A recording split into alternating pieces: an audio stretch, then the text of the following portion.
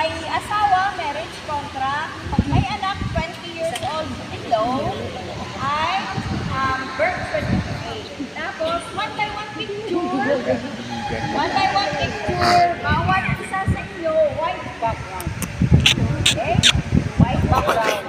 So, bawat isa sa inyo, bakit po hinihingihan po namin ng picture? Mamaya natin. Bakit po hinihingihan po natin ng picture? Bawat isa po sa inyo ay magkakaroon po ng ID. Kung sino lang po ang magpapacheck up, yun po ibibigay ng ID. Okay? Kasi dati po isang ano lang sila, isang ID na sa likod yung mga depende. Ngayon po, tag-isa po kayo ng ID.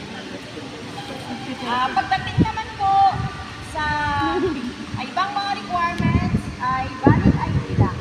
Valid ID, one by one